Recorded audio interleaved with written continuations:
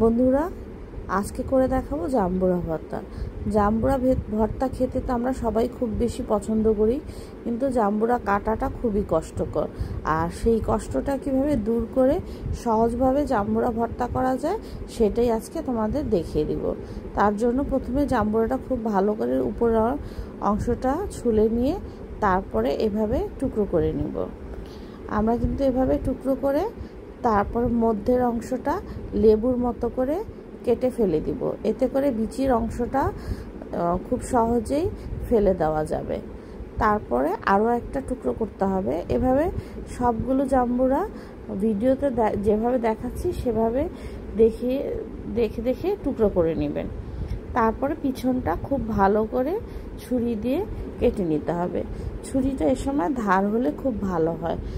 আর জাম্বুরা ভর্তা কিন্তু যদি আমরা এভাবে ছুরি দিয়ে পিছনটা কেটে নিই তাহলে একটু জাম্বুরা ফেলানো যাবে, বাট আপনারা কিন্তু খুব সুন্দর করে জাম্বুরাটা তুলে নিতে পারবেন।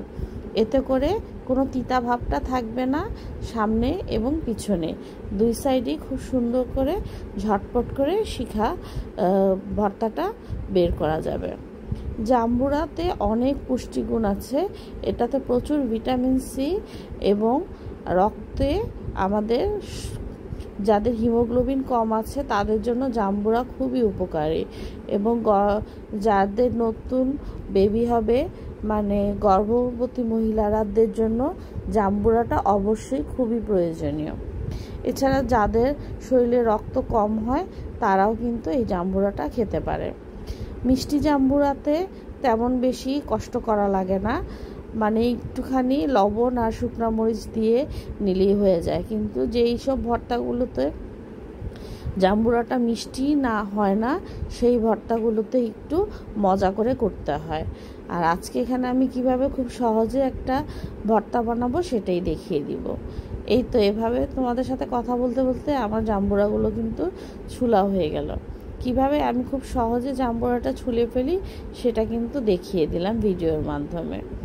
এভাবে জাম্বুরা যদি ছোলো বন্ধুরা, আমার বিশ্বাস তোমাদের বেশি সময় লাগবে না এবং ঝটপট করে যখন তখন জাম্বুরা দেখলেই, আর আমার যেমন আগে লাগতো জাম্বুরা কাটতে পারতাম না, তখন বিরক্ত লাগতো জাম্বুরা আনলেই, কিন্তু এখন আর বিরক্ত লাগে না। এখন আমি ঝটপট করে বসেই কয়েক মিনিটের মধ্যে জাম্বুরাটা এরকমভাবে খুলে ফেলতে পারি। এই তো এখন এই জাম্বুরার মধ্যে শুকনো মরিচটা একটু ভালো করে পুড়িয়ে নিয়েছিলাম। আমরা আবার পুরানো শুকনো মরিচটা পছন্দ করি। যারা কাঁচামরিচ দিয়ে পছন্দ করেন কাঁচামরিচ দিয়ে খাবেন।